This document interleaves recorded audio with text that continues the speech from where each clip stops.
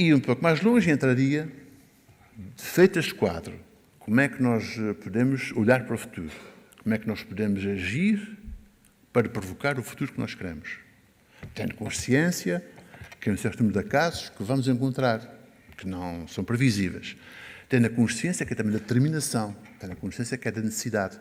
E a necessidade que se coloca a ser atualmente, madeirense, mas portuguesa, europeia em geral, é a necessidade de colocar a educação no debate.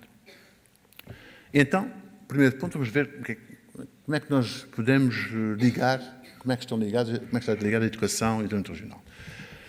Os meus amigos, trabalho com um grupo de amigos ligados ao desenvolvimento regional, de formações diversas, geógrafos, que me ensinaram imensas coisas, há 3 anos para cá, e vou-vos apresentar um grupo de 3 fatores que levam ao desenvolvimento regional, e não os iria comentar, iria só apresentar, e um grupo de outros 2 fatores que toca mais particularmente nesta conversa. O primeiro é que o desenvolvimento regional faz-se pela boa governança e pela mobilização coletiva. É a mobilização coletiva que está acontecendo. É o que se quer que aconteça com as novas competências de Casino, mobilizar a sociedade coletivamente. Faz-se pela identificação das potencialidades locais. É interessantíssimo os madeirenses terem consciência quais são as potencialidades, o que é que pode ser feito. Faz-se pela qualidade de infraestruturas e qualidade de vida. Quem sou eu para dizer isso na Madeira? Não teria o atrevimento. E é importante. E depois faz-se por outros 2 grupos de fatores que vou detalhar.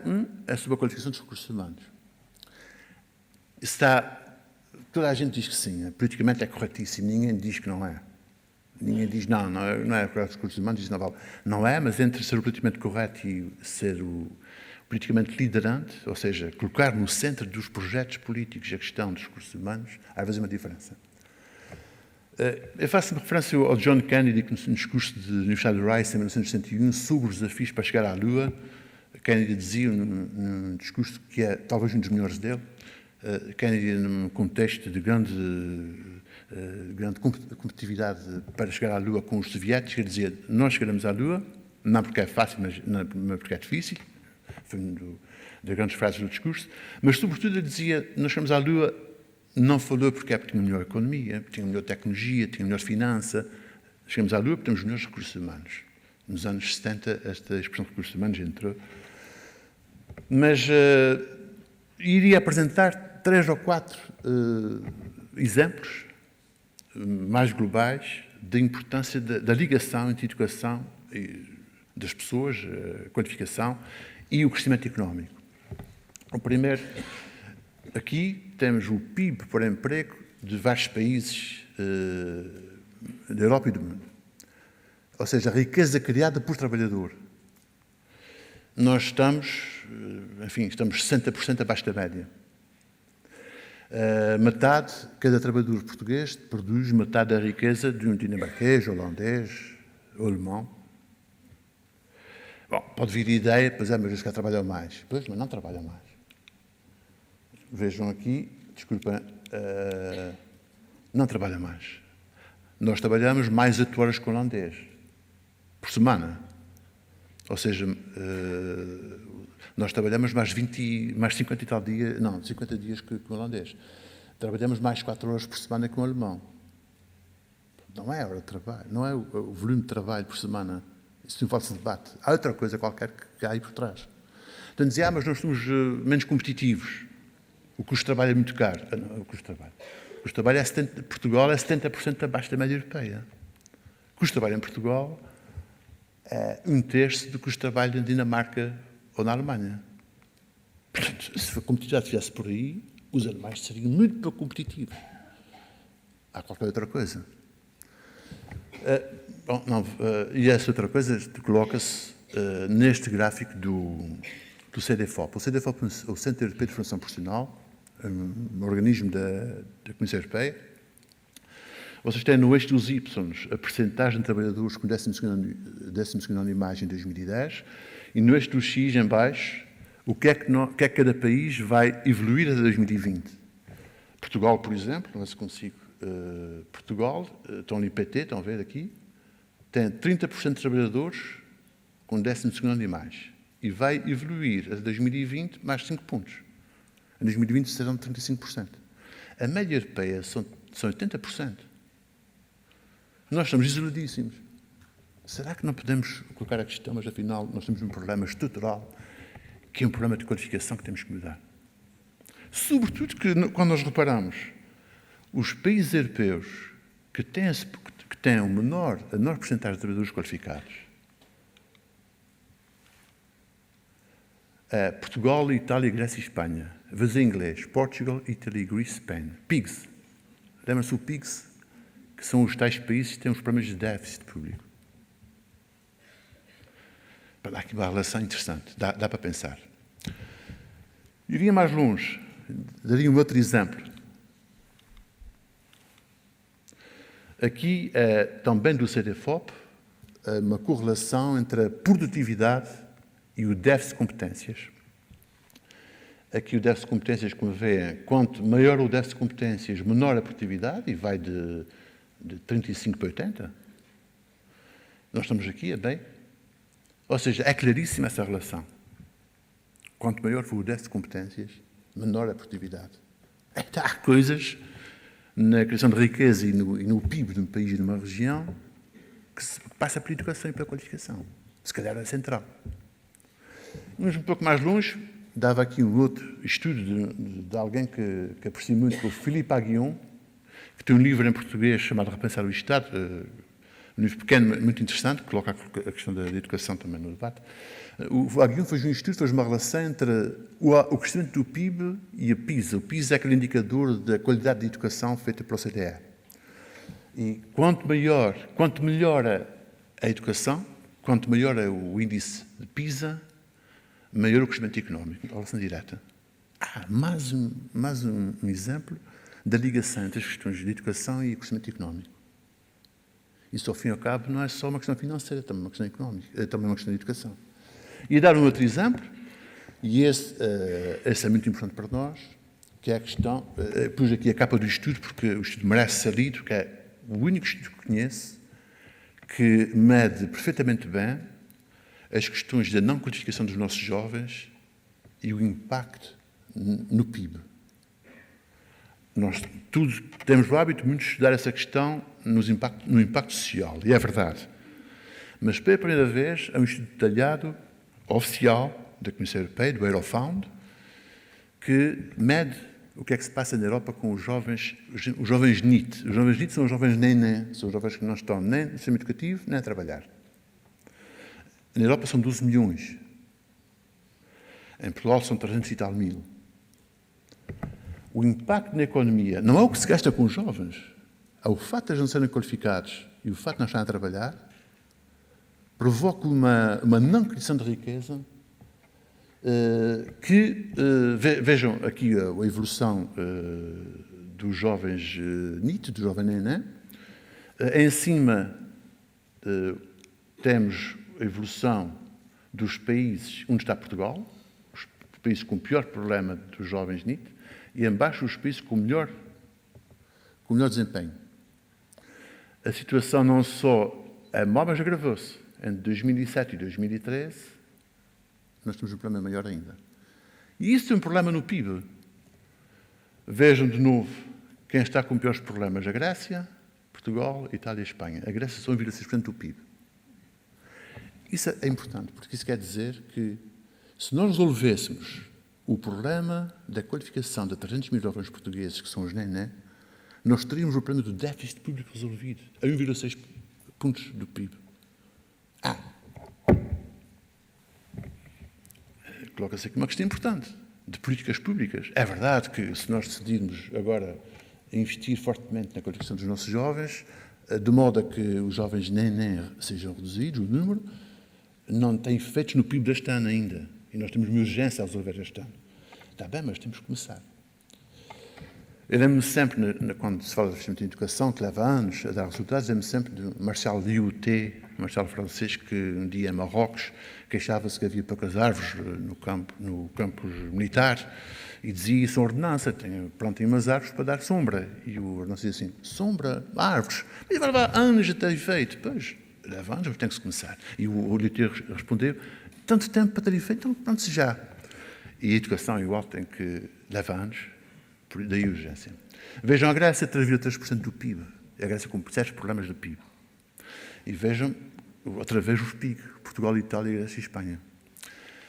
Iria apontar, porque certamente alguns de vocês estão a dizer mas espera aí, mas está ali o Rui Betancourt a dizer que tem que haver mais educação.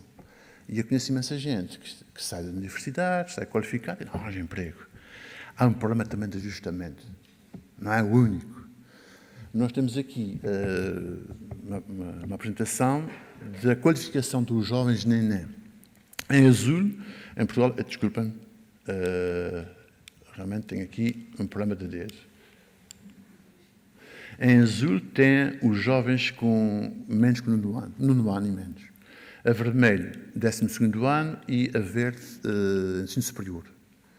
Portanto, é verdade que nós temos ainda 10% dos jovens que não estão nem no sistema educativo nem a trabalhar, que vêm no ensino superior, qualificados.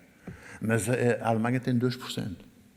O ajustamento é muito maior. Portanto, nós temos um problema não só de levantar o nível educativo, mas de ajustar aquilo que é necessário.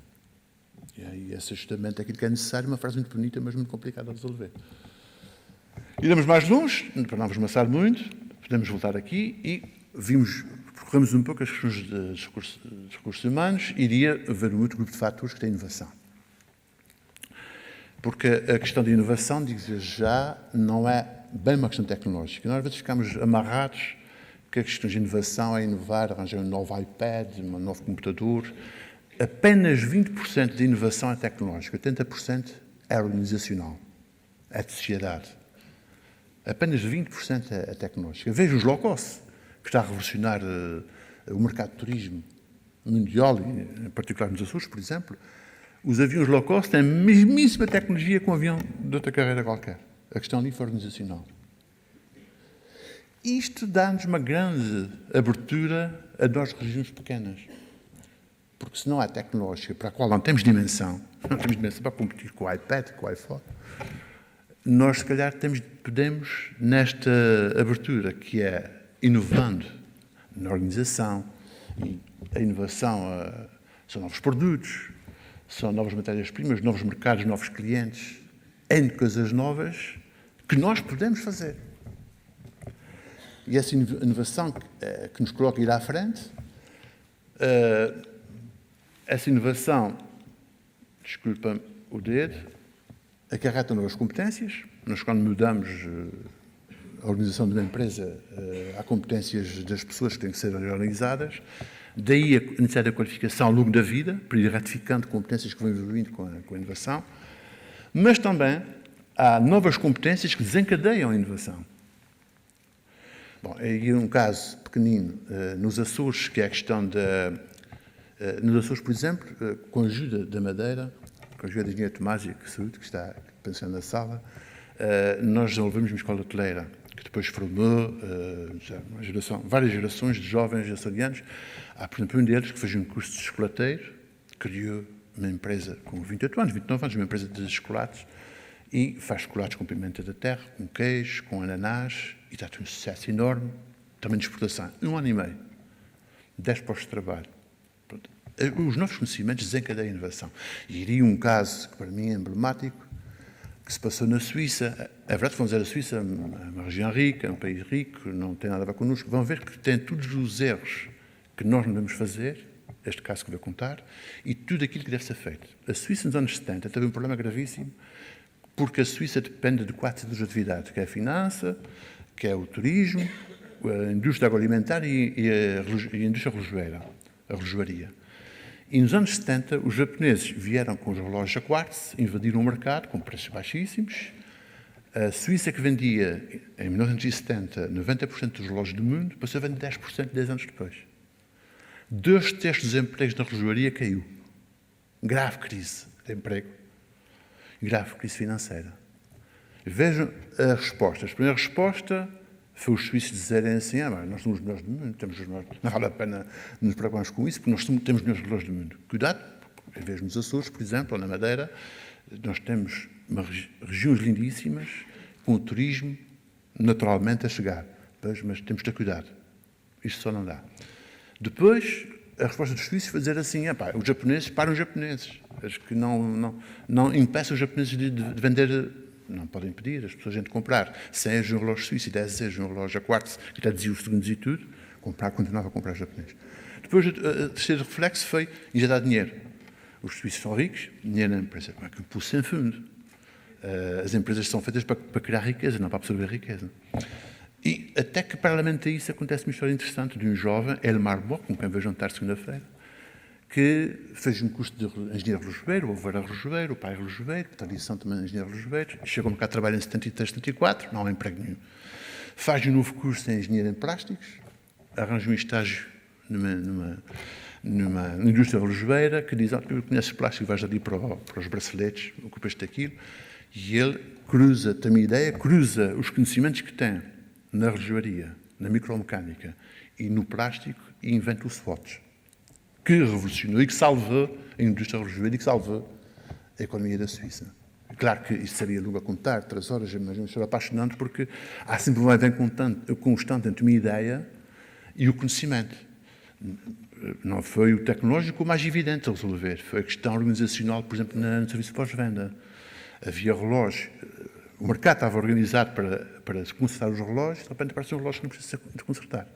Mudou tudo. Bem, e acelerar, portanto, as novas competências desencadeia também a inovação. E a resumir, dizendo que tudo isto, a educação está implicada no desenvolvimento regional. E repare, naquele desenvolvimento regional, por um plano de desenvolvimento regional, por vários planos atrás, os vários planos atrás são planos culturais, são planos de cidadania, portanto, a educação está implicada noutros planos que sustentam o desenvolvimento regional. E, evidentemente, que a educação está implicada a 3 níveis. Para provocar a inovação, para retificar as competências que a inovação muda e para qualificar os recursos humanos. Portanto, resumindo, a educação está implicada nas grandes questões que se colocam no desenvolvimento regional. Iria para um segundo ponto, se me permite, a empregabilidade. Iria acelerar para não nos maçar. A empregabilidade, iria muito rapidamente, há várias definições. Eu conheço 5 doutoramentos, 5 teses de doutoramento que tratam de empregabilidade, todos eles com abordagens diferentes. A que eu prefiro é uma que fala de possibilidade efetiva de encontrar, manter, mudar emprego. Mais de capacidade, porque a capacidade remete demais para o indivíduo a responsabilidade dessa empregabilidade. E um pouco mais longe, dizendo que isso de maneira duradoura é a possibilidade de ter emprego em permanência, entrar no emprego, manter ou mudar, e isso obriga políticas públicas. Desculpa, eu tenho um dedo muito grosso, não sei para onde devo apontar, mas estou a esperar ali. Isso obriga a reorganizar as políticas públicas de modo a garantir a empregabilidade ao longo da vida e de garantir a empregabilidade no primeiro momento em que se dá para a vida. A propósito da empregabilidade, daremos sempre uma pequena história se vos falar, por exemplo, da empregabilidade de um médico, vamos por dermatólogo. Será que um médico tem alta empregabilidade ou não? Vão dizer, então não, um médico tem altíssima empregabilidade. Pois, estamos a falar de agora.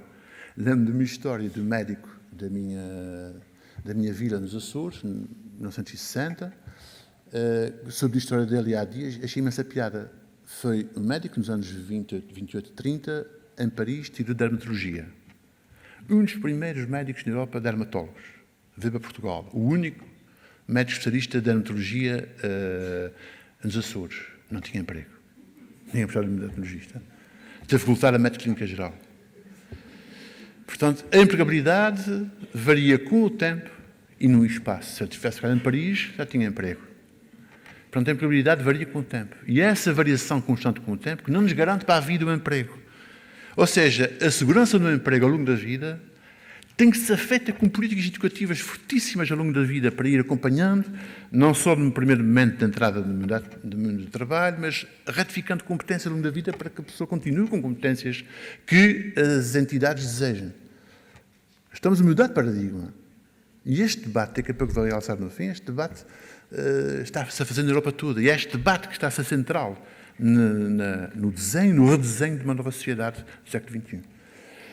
Bem, iria um pouco mais longe, desculpa-me, ia só dizer que tudo isto está acontecendo em 85-15, chamei assim, quer dizer que, só para tocar neste ponto, mas vou acelerar, no horizonte de 2020, apenas 15% dos empregos são não qualificados, 35% são qualificados, portanto, atenção à qualificação, e nós não estamos à parte, a Madeira, os Açores não estão em outro mundo, estão no mundo. Outro 35% interessantíssimo é que, ao fim e ao cabo, a inovação e as evoluções fazem com que 15% dos empregos médicos comecem todos os anos. Quer dizer que em 6, 7 anos, globalmente, as pessoas todas mudam de competências. Isso é gigantesco. Bom, cito aí alguns economistas. Schumpeter, por exemplo, o mais interessante, porque Schumpeter diz atenção, apenas não tenho tempo de desenvolver, mas atenção, quando a inovação destrói-se alguns empregos de coisas antigas, mas cria-se novos. E a questão fundamental é essa, é reconverter as pessoas que estavam nos antigos para os novos.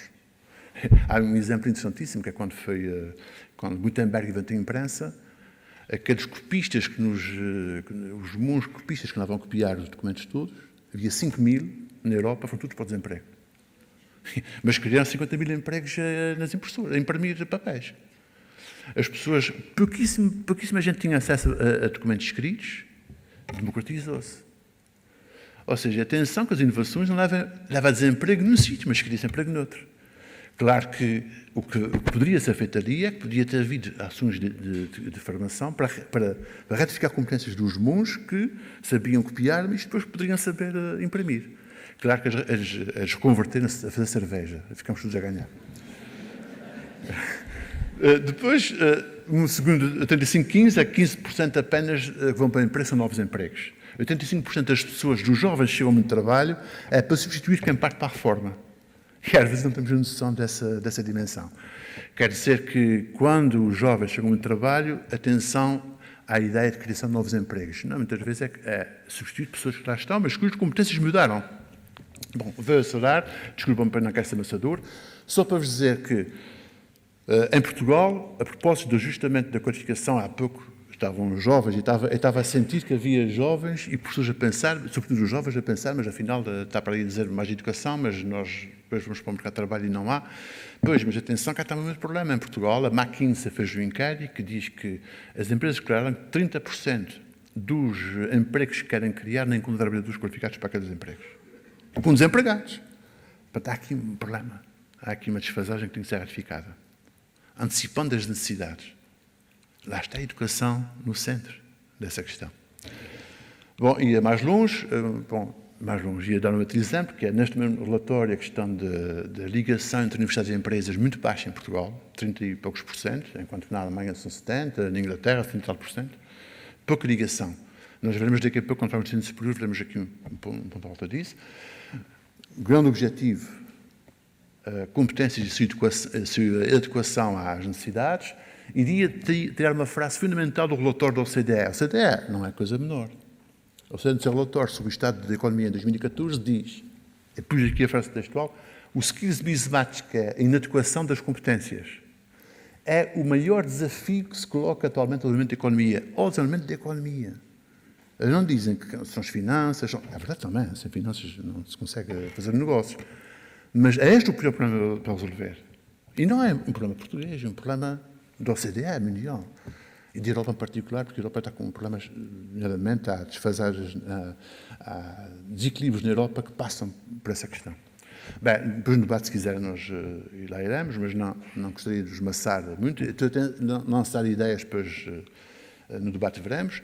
Iria só apresentar aqui também um gráfico do CDFOP a dizer que o desajustamento, em parte, está azul mais escuro, é desajustamento com qualificações do ensino superior, a parte mais clara, desajustamento porque tem poucas qualificações, o que chamam o overskill, pronto, qualificações a mais ou menos. Não quer dizer que tem qualificações a mais, quer dizer que são desajustamentos de pessoas que têm licenciaturas, por exemplo, e que têm licenciatura num curso, mas é desajustado para aquilo que a empresa quer.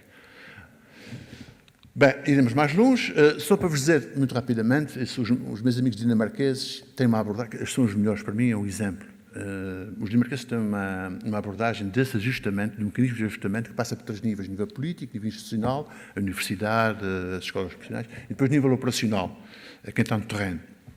Em definição de políticas, articulação de políticas, financiamento, importante, articulação tem que ser feita a nível político, e depois há sempre um vai-vem, quer para o presente, quer vem do futuro, um vai-vem entre a operacionalização de uma política e a articulação dela, top-down e down-top, de baixo para cima e de cima para baixo. Evidentemente que no presente chama-se isso ajustamento ou matching, em relação ao futuro nós antecipamos.